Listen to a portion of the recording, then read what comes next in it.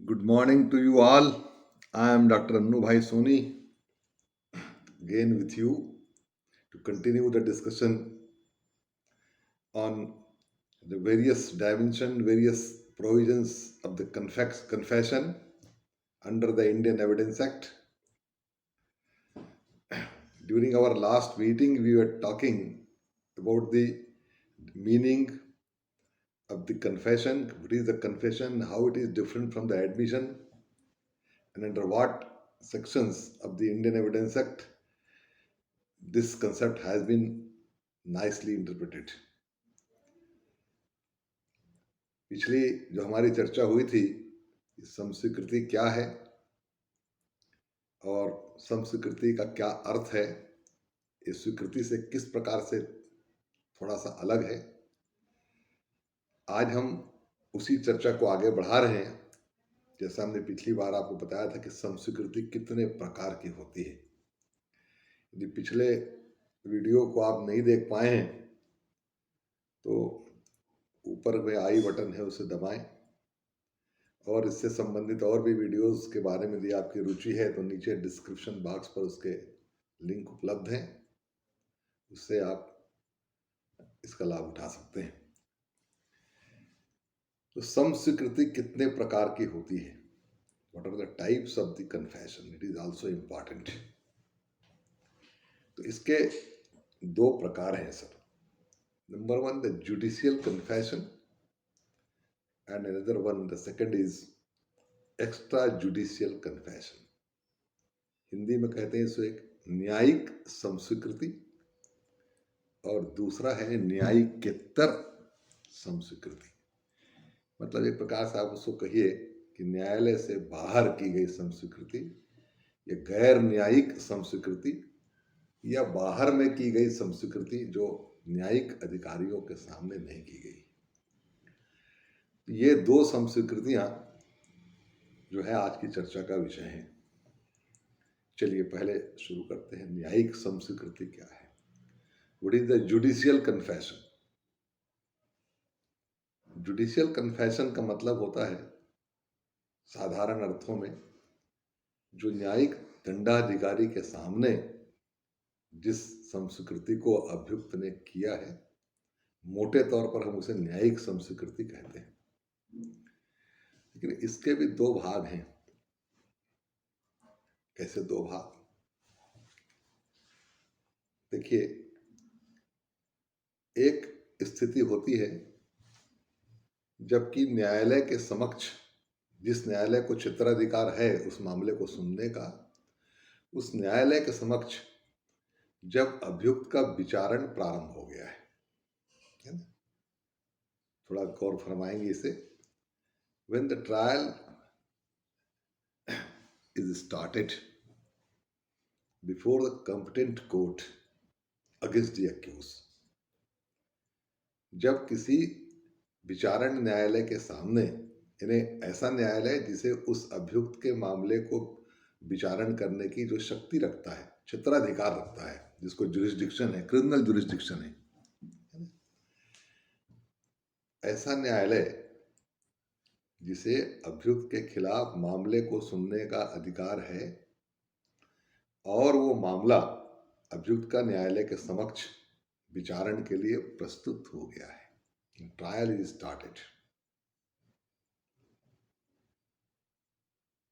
और ऐसी स्थिति में जब अभियुक्त न्यायालय के समक्ष अपने गुनाह को कबूल करता है, अपराध की को स्वीकार करता है, अपराध का किया जाना,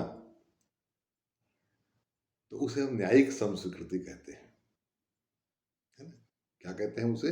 न्यायिक समस्वीकृति कहते हैं। ये उस न्यायालय के सामने अभियुक्त करता है जिस न्यायालय को उसके मामले को सुनने का क्षेत्राधिकार प्राप्त है और जहां पर उसके खिलाफ ट्रायल, विचारण शुरू हो गया है। इसको समझने के लिए थोड़ा सा आपको ये समझना पड़ेगा विचारण कब शुरू होता है। अभियुक्त के खिलाफ विचारण की जो शुरुआत है वो पुलिस के द्वारा अभियोग पत्र या चार्जशीट दाखिल करने के बाद शुरू होती है। पहले अभियुक्त के खिलाफ FIR होता है, सामान्य जो प्रक्रिया है। फिर पुलिस का इन्वेस्टिगेशन होता है। इन्वेस्टिगेशन करने के बाद पुलिस साक्ष्य के दौरान पुलिस साक्ष्य एकत्र करती है और उसके बाद परीक्षण के लिए वो मामला संबंधित क्षेत्राधिकार वाले न्यायालय के समक्ष प्रस्तुत किया जाता है। सामान्य बोलचाल की भाषा में इसको कहते हैं पुलिस के द्वारा चालान पेश किया जाना, है ना। चालान पेश करने के बाद CRPC की धारा 173 को पढ़ें। इसमें चालान पेश करने के संबंध में आवश्यक प्रावधान है कि what is the police report, how it is prepared and under what procedure it is submitted before the honourable court. जैसे ही पुलिस धारा 173 CRPC के तहत चालान पेश करती है अभियुक्त के खिलाफ, तो पहली जो प्रक्रिया है वहीं से शुरू होती है विचारण की, है ना। विचारण की प्रक्रिया वहीं से शुरू होती है और विचारण की प्रक्रिया शुरू होने पर जो पहला काम, पहली कार्रवाई होती है वो होती है अभियुक्त के खिलाफ आरोप तय करना। खुले न्यायालय में अभियुक्त को आरोप पढ़ के सुनाया जाता है कि पुलिस के द्वारा प्रस्तुत किए गए चालान के आधार पर, अभियोग पत्र के आधार पर, चार्जशीट के आधार पर आपके ऊपर इस प्रकार के अपराध किए जाने का, जो अमुक अमुक धाराओं के तहत दंडनीय अपराध है, अमुक अमुक अपराध विधि के तहत दंडनीय अपराध है, इसका आरोप आप पर लगाया जाता है खुले न्यायालय में। और आरोप अभियुक्त को पढ़ के सुनाया जाता है और उससे पूछा जाता है कि उसे इस आरोप से इनकार है या स्वीकार है, उसे क्या कहना है इस आरोप के बारे में। यहीं से कार्रवाई की शुरुआत होती है। आरोप लगाने से ही विचारण की प्रक्रिया की शुरुआत होती है। अब ये कार्रवाई शुरू होने के बाद और फैसला होने के पहले तक अभियुक्त के पास ये अवसर होता है, वो किसी भी स्तर पर समस्वीकृति कर सकता है न्यायालय के सामने। अपने अपराध को स्वीकार किए जाने के संबंध में वो कथन कर सकता है और यदि वो ऐसा करता है वो न्यायालय के रिकॉर्ड में लेखबद्ध होगा, रिकॉर्ड में आएगा, है ना। और उसे ही हम न्यायिक समस्वीकृति कहते हैं। क्यों? क्योंकि वो विचारण न्यायालय के समक्ष, जो अभियुक्त के ऊपर क्षेत्राधिकार रखता है, उसके समक्ष परीक्षण के दौरान अभियुक्त के द्वारा समस्वीकृति के रूप में जो कथन किया गया है वो लेखबद्ध होता है और उसे ही न्यायिक समस्वीकृति कहते हैं। इस समस्वीकृति का एक इतना बड़ा साक्षिक मूल्य है कि उसे साबित करने की आवश्यकता नहीं होती। ठीक, और खुले न्यायालय में होता है और लेखबद्ध होता है, रिकॉर्डेड होता है। कोर्ट की प्रोसीडिंग का जो रिकॉर्ड होता है उस प्रोसीडिंग में आ जाता है वो, है ना। इसलिए उसको साक्ष्य अधिनियम की धारा 58 के मुताबिक उसको अलग से साबित करने की आवश्यकता नहीं होती। तो ये एक न्यायिक समस्वीकृति है, इसको बोलते हैं जुडिशियल कन्फेशन। एक और भी न्यायिक समस्वीकृति है जिस पर पुनः और चर्चा कर रहे हैं। वो न्यायिक समस्वीकृति दंड प्रक्रिया संहिता की धारा 164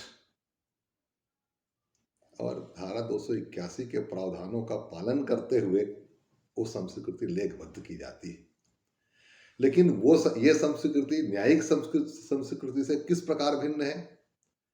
तो उसकी भिन्नता का सबसे बड़ा मापदंड ये है कि ये ऐसे न्यायिक दंडाधिकारी के द्वारा की जाती है, ये ऐसे न्यायिक दंडाधिकारी के द्वारा ये समस्वीकृति लेखबद्ध की जाती है, रिकॉर्ड की जाती है, जो CRPC की धारा 164 के अंतर्गत सक्षम माना गया है, समस्वीकृति को लेखबद्ध करने के लिए सक्षम माना गया है।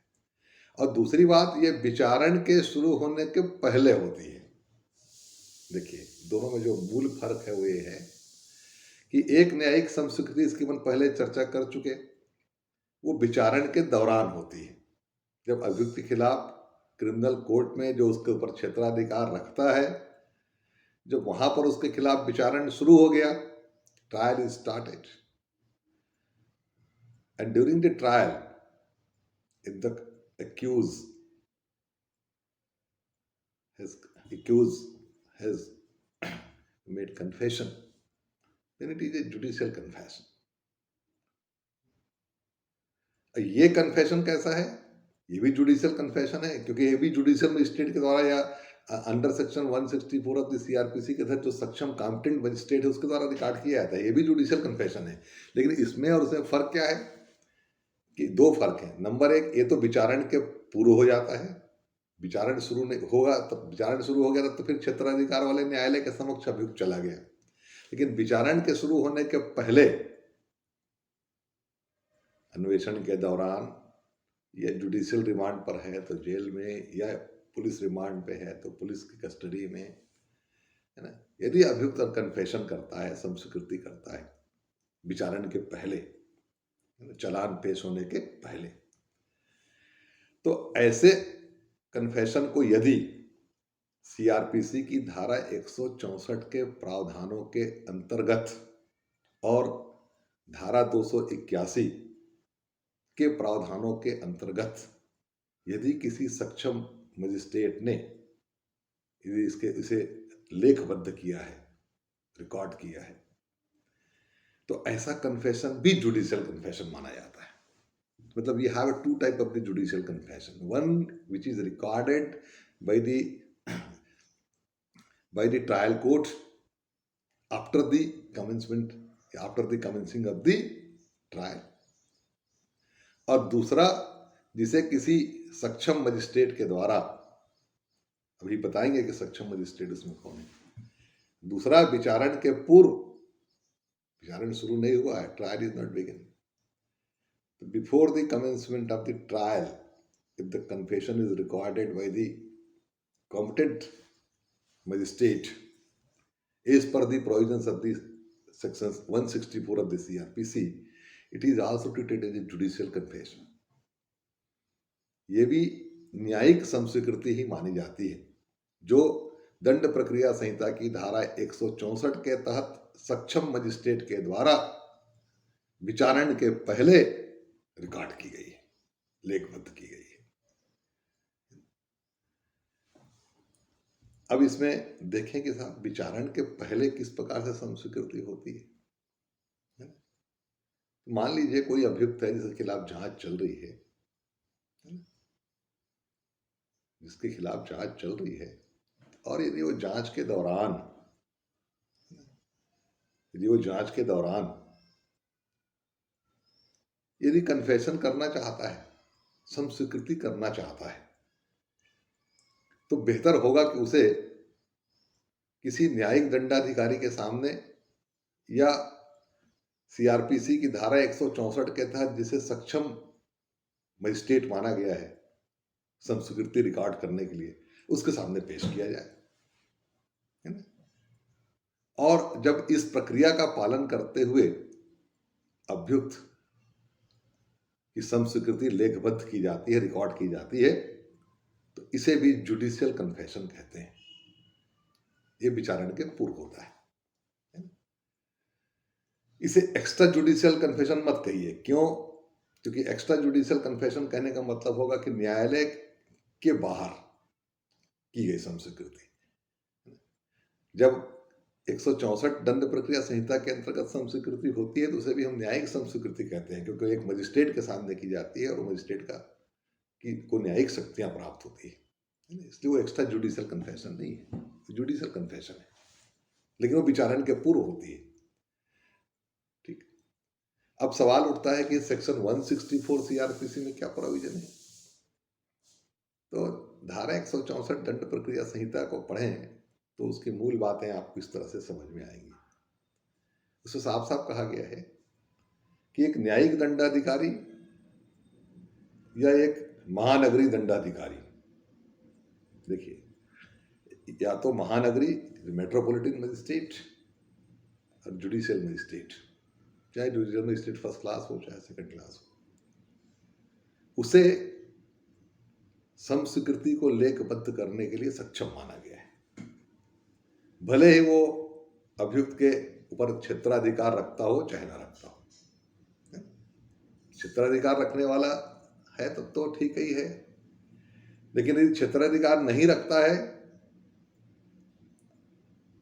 तब भी वो सक्षम न्यायिक दंडाधिकारी है, यदि वो मेट्रोपॉलिटन मजिस्ट्रेट है या कोई किसी न्यायालय का न्यायिक दंडाधिकारी है।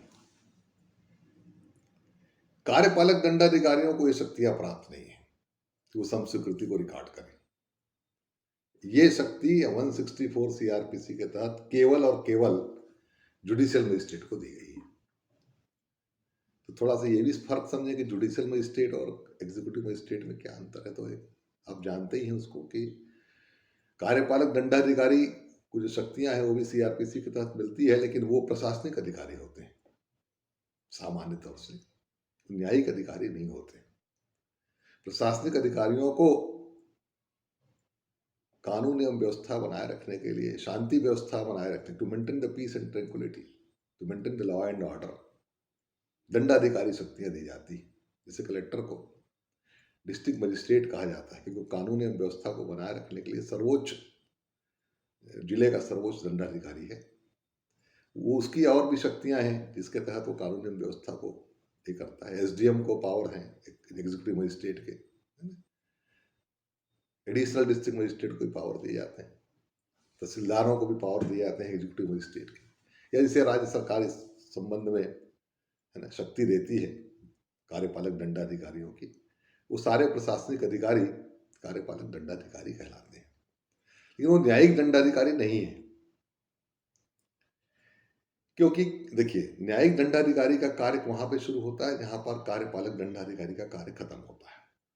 कार्यपालक दंडाधिकारी कानून में व्यवस्था न बिगड़े उसको बनाए रखने के लिए उनको दंडाधिकारी शक्तियां दी जाती हैं। लेकिन यदि कोई अपराध घटित हो गया तो फिर उसकी सुनवाई जुडिशियल मजिस्ट्रेट के यहाँ होगी। उस अपराधी का परीक्षण करने का अधिकार कार्यपालक दंडाधिकारियों को नहीं है।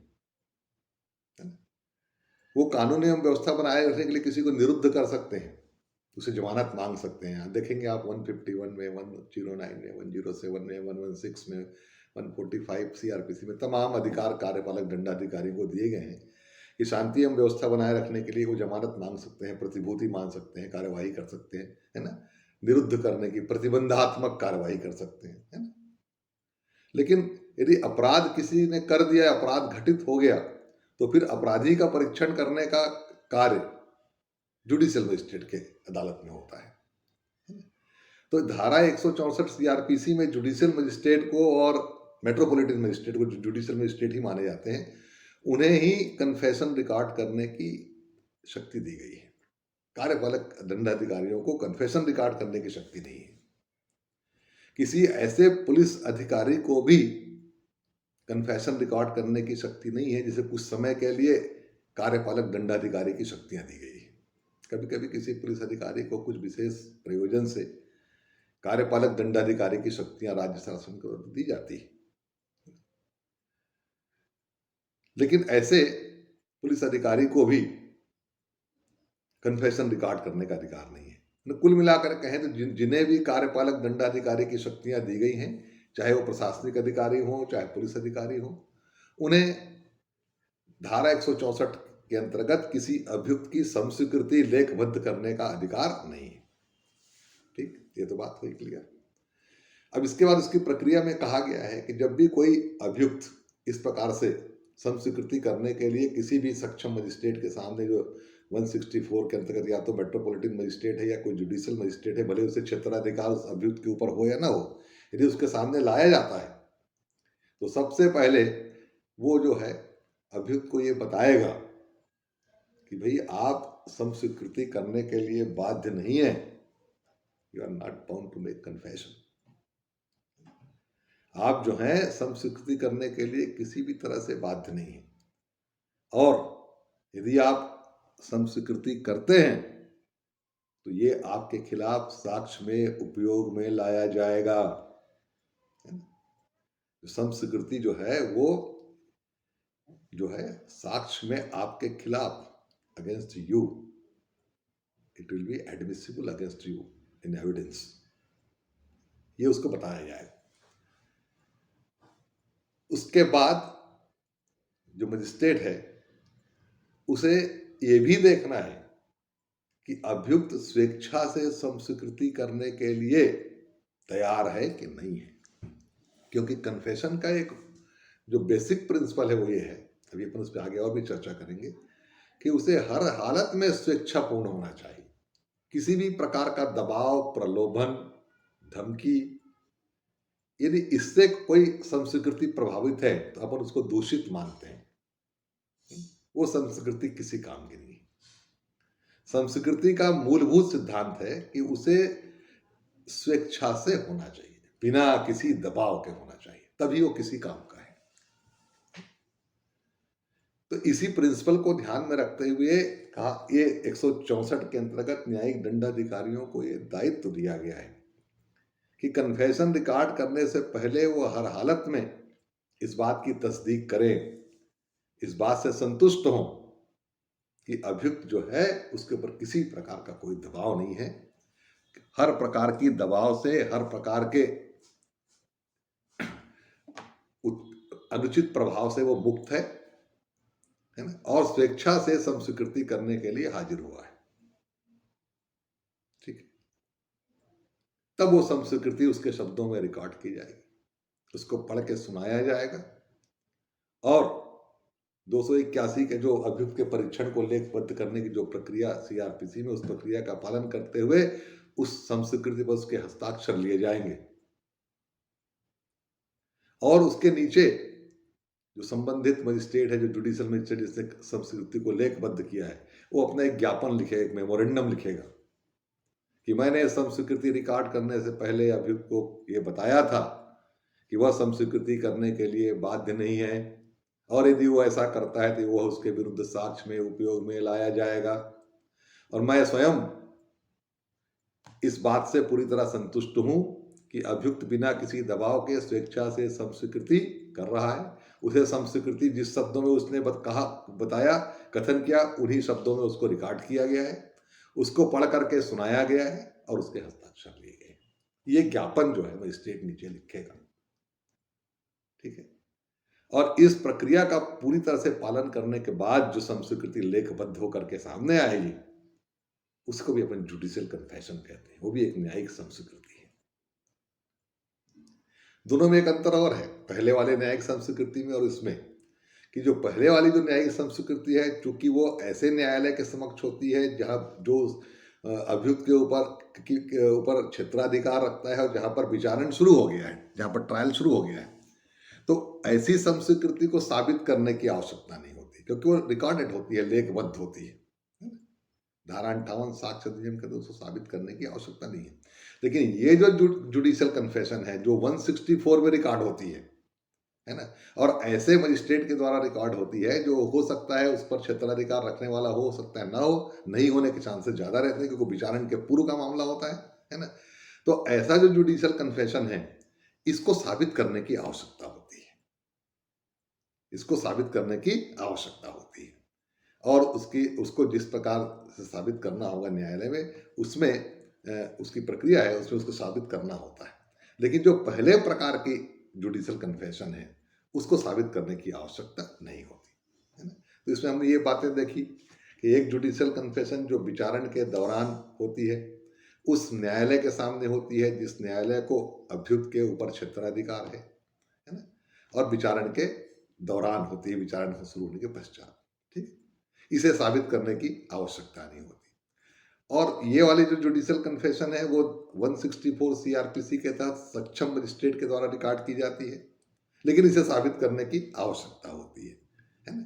और इसके साथ एक बात और भी है कि इस प्रकार की जो संस्वीकृति है, जो 164 के तहत रिकॉर्ड की जाती है, ये विचारण शुरू होने के पहले होती है। विचारण शुरू होने के बाद जो संस्वीकृति होती है, वो उस न्यायालय के द्वारा होती है जहां विचारण चल रहा है। ये हमेशा 164 सीआरपीसी के तहत सक्षम मजिस्ट्रेट के द्वारा रिकॉर्ड की गई जो संस्वीकृति है, वो हमेशा विचारण शुरू होने के पहले होती है। ठीक है, तो ये हुआ था जुडिशियल कन्फेशन, इसको बोलते हैं न्यायिक संस्वीकृति। आपको एक बात की और मैं और बताऊं कि न्यायिक संस्वीकृति का साक्षिक मूल्य जो है बड़ा महत्वपूर्ण होता है, क्योंकि ये आगे साक्ष्य की आवश्यकता को समाप्त कर देती है। जैसे मैंने पहले कहा कि जहां पर किसी जुडिशियल मजिस्ट्रेट के सामने विचारण के दौरान यदि किसी अभियुक्त ने संस्वीकृति की है तो फिर उससे वो मुकर नहीं सकता, वो रिकॉर्डेड है और वो साक्ष्य की तमाम आवश्यकताओं को और समाप्त कर देती है।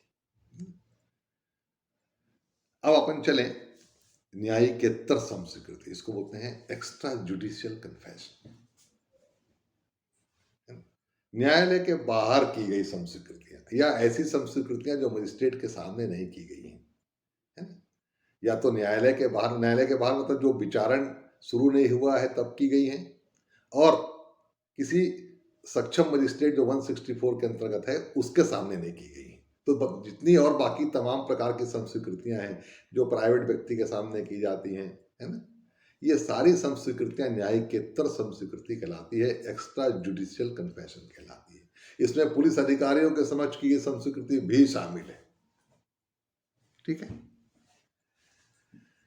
अब एक बात पर अपन फिर से फोकस करें कि हमने आपको बताया कि संस्कृति को हर हाल में स्वेच्छापूर्ण होनी चाहिए, किसी भी तरह से उसे दबाव में, धमकी से, प्रलोभन से बिल्कुल नहीं होना चाहिए। यदि कहीं पर भी लगा कि यह संस्कृति दबाव में है, स्वैच्छिक नहीं है, तो फिर उस संस्कृति का कोई साक्षिक मूल्य नहीं रह जाता। इसी प्रकार की संस्कृति यदि स्वैच्छिक है, भले वो न्यायालय से बाहर की गई है, यदि वो स्वैच्छिक है, विश्वसनीय है और साबित की जा सकती है, तो ऐसी संस्कृति साक्ष्य में ग्राह्य है। देखिए उसकी कसौटियां देखिए। यदि कोई संस्कृति न्यायालय से बाहर की गई है, एक्स्ट्रा जुडिशियल कन्फेशन है, अभियुक्त ने किसी अन्य व्यक्ति के सामने, किसी के सामने कोई संस्कृति की है और वो स्वेच्छा से है, बिना किसी दबाव के, किसी भय के, बिना किसी धमकी के, बिना किसी प्रलोभन के है, ठीक है, और उसकी संपुष्टि हो रही है, अन्य साक्ष्यों से उसकी संपुष्टि हो रही है, उसको साबित किया जा सकता है, तो वो भी एक अच्छा साक्ष्य है। हालांकि कुछ मामलों में कहा गया है कि न्यायालय से बाहर की गई जो संस्कृति है ना, वो एक बहुत कमजोर किस्म का साक्ष्य होता है, लेकिन यदि उसमें विश्वसनीयता है, अन्य साक्ष्यों से उसकी संपुष्टि हो रही है और उसको भली भांति न्यायालय में स्थापित किया जा सकता है और वो स्वैच्छिक है, तो फिर उसमें कोई अड़चन नहीं है, वो भी एक अच्छा और सारवान साक्ष्य माना जाता है। ठीक, तो कुल मिला के क्या कहा गया कि न्यायालय से बाहर की गई एक्स्ट्रा जुडिशियल जो कन्फेशन है, इसको अपन न्यायिकेतर संस्वीकृतियां कहते हैं, वो भी कमजोर किस्म का साक्ष्य होने के बावजूद भी महत्वपूर्ण है यदि वो विश्वसनीय है, अन्य साक्ष्यों से उसकी संपुष्टि हो रही है और स्वेच्छा से की गई है, तो उसके आधार पर भी अपन आगे बढ़ सकते हैं, उसके आधार पर भी उसको विचार में लिया जा सकता है, ऐसा कुछ नहीं है। लेकिन एक बहुत महत्वपूर्ण बात है जो ये कि यदि कोई संस्कृति स्वैच्छिक नहीं है, पुलिस अधिकारियों के समक्ष की गई है, पुलिस अभिरक्षा में किसी और व्यक्ति को की गई है, तो ऐसी संस्कृति किसी हालत में साक्ष्य में ग्राह्य नहीं है। Under section 24, 25 and 26 of the Indian Evidence Act, this principle, this concept has been clearly mentioned. These principles have been clearly interpreted under these sections. Section 24 provides that if any confession has been made by the accused under the inducement, threatening or promise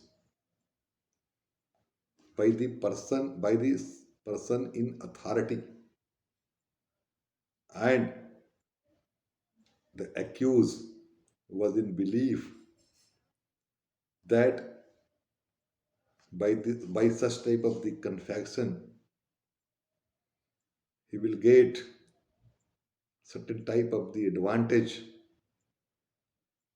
then such kind of the confession will not be admissible. धारा 24 स्पष्ट रूप से प्रावधान करती है कि यदि किसी अभियुक्त ने किसी प्रलोभन के तहत,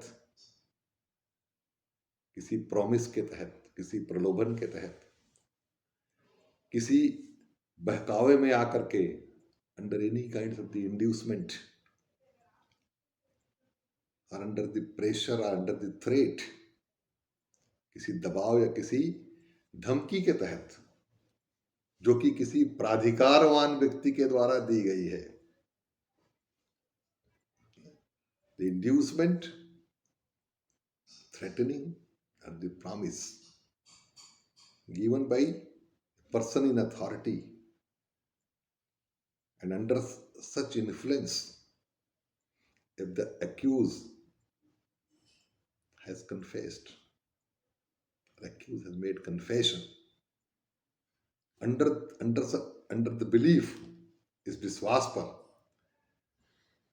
कि यदि मैं ऐसा कन्फेशन कर देता हूं, ऐसी संस्वीकृति करता हूं, तो आगे चल के मुझको कुछ फायदा हो जाएगा, तो ये स्वेच्छा से कहां मानी गई? प्रलोभन है, धमकी है, या किसी प्रकार से बहकावा है ना, और वो भी किसी प्रभावशाली प्राधिकारवान व्यक्ति के द्वारा दी गई। अभी इस पर चर्चा करेंगे आगे कि प्राधिकारवान व्यक्ति कौन होता है। और अभियुक्त ये सोचता है कि यदि मैं ऐसा संस्वीकृति कर देता हूं, गुनाह को स्वीकार कर लेता हूं अभी, तो आगे चल के मुझको कुछ ना कुछ फायदा हो जाएगा। Definitely I shall take any kind of the advantage regarding my prosecution, regarding my prosecution or regarding my offense also. अपराध के बारे में, अभियोजन के संबंध में मुझको कुछ ना कुछ फायदा हो जाएगा, मैं किसी अपनी बुराई का परिमार्जन कर लूंगा। यदि अभियुक्त ऐसा इस विश्वास पर कन्फेशन करता है कि मुझको किसी प्राधिकारवान व्यक्ति यदि कोई धमकी, कोई बहकाने वाली बात या कोई प्रलोभन दे, और मैं ये इस विश्वास पर कन्फेशन कर दूं कि चलो ये जैसा कह रहा है मैं भी ऐसा कह देता हूं, आगे चल के मुझको जरूर कुछ ना कुछ फायदा हो जाएगा। उसने कहा, अरे बता दो क्या किए हो, साथियों के नाम बता दो, आपने क्या किया है बता दो, फिक्र मत करो, आगे चल के हम तुमको बचा लेंगे, तुम्हारे साथियों को जो होगा होगा, तुमको कुछ नहीं होगा, बस सही बात बता दो। इस तरह की जो प्रलोभन, इस तरह का जो बहलाने या फुसलाने का काम किसी प्राधिकारवान व्यक्ति के द्वारा किया गया है, जो अभियुक्त को प्रभावित करने की स्थिति में है, जो मामले को प्रभावित करने की स्थिति में है, और उसकी बातों पर आकर के ये अभियुक्त कोई कन्फेशन करता है, तो वो कन्फेशन जो है दूषित है, क्योंकि वो स्वेच्छा से नहीं किया गया है। वो तो नंबर एक किसी के प्राधिकारवान व्यक्ति के प्रभाव में है, नंबर दूसरा किसी उम्मीद पर है कि मैं ऐसा कर दूंगा तो आगे चल के मुझे फायदा हो जाएगा। वो स्वच्छ नहीं है, वो कन्फेशन वैसा नहीं है जो इनर कोर ऑफ हार्ट से होता है कि नहीं भाई मैंने गुनाह किया है, मैं गुनाह को स्वीकार करता हूं, आगे जो होगा देखा जाएगा। ये कानून के प्रति रिस्पेक्ट है कि भाई मुझसे गुनाह हो गया है, अब मैं उस गुनाह के बोझ से अपने आप को मुक्त करना चाहता हूं, आगे कानून जैसा मेरे साथ व्यवहार करेगा, जो दंड देगा मैं उसे भुगतने के लिए तैयार हूं। मैं अब कानून के समक्ष आत्मसमर्पण करता हूं, मैं अपने आप को कानून के हवाले करता हूं। ये स्वेच्छा से किया गया कन्फेशन हो सकता है, ये इसका एक पैरामीटर हो सकता है।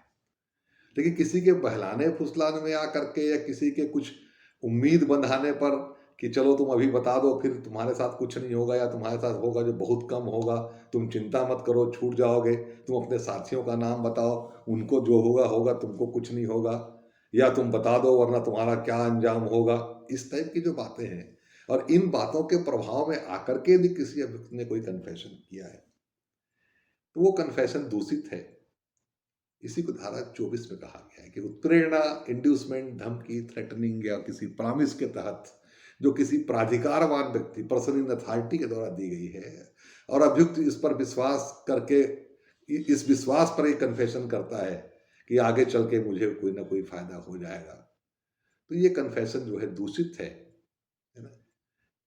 और इस कन्फेशन को किसी भी हालत में साक्ष्य में स्वीकार नहीं किया जा सकता। ये धारा 24 प्रावधान करती है ना। और इसी से कनेक्टिंग आगे की जो धारा है, जो अपन एक्स्ट्रा जुडिशियल कन्फेशन के बारे में बोले, इसी के साथ ये सारी धाराएं जुड़ी है। 25 में साफ साफ लिखा है कि पुलिस अधिकारी के समक्ष की गई संस्वीकृति साक्ष्य में ग्राह्य नहीं है ना। Confession made before the police officer is not admissible. धारा 26 भी और एक कदम आगे बढ़ती है कि पुलिस की अभिरक्षा में under the custody of the police if the confession is made by the accused to any other person in third person, such confession will not be admissible to। धारा 26 में यही बात है। 24, 25, 24 में तो मैंने बताया इंड्यूसमेंट और प्रॉमिस और थ्रेटनिंग के बारे में। 25 कहती है कि पुलिस अधिकारी के समक्ष की ये संस्वीकृति साक्ष्य में ग्राह्य नहीं है। कोई confession is made by the accuse before the police officer is not admissible as evidence. उसी प्रकार से पुलिस अभिरक्षा में the accuse is under the police custody and he has made confession before any other person, किसी दूसरे व्यक्ति को बतौर पुलिस कस्टडी में रहने के दौरान यदि किसी other than the police officer यदि कोई किसी को उसने कन्फेशन किया है, ऐसा कन्फेशन भी साक्ष्य में ग्राह्य नहीं है। तो ये तीन धाराएं जो है 24, 25 और 26, ये एक्स्ट्रा जुडिशियल कन्फेशन के उदाहरण हैं और इनके एडमिसिबिलिटी पर बहुत सारी चर्चाएं हुई हैं। इन पर अपन अगले जब हमारी मुलाकात होगी तो इस पर थोड़ी सी गंभीर चर्चा तीनों पर करेंगे। और धारा 27 भी हमारे बड़े काम की है ना। और जब तक इन चारों धाराओं पर एक विस्तृत चर्चा नहीं होगी तब तक जो कन्फेशन का जो कंसेप्ट है वो ठीक से हम उसको ठीक से आप साथ नहीं कर पाएंगे, ऐसा मेरा मानना है। ठीक है, फिर अगली मुलाकात तक के लिए आपको नमस्कार। आपने मेरी बातों को ध्यान से सुना, इसके लिए धन्यवाद।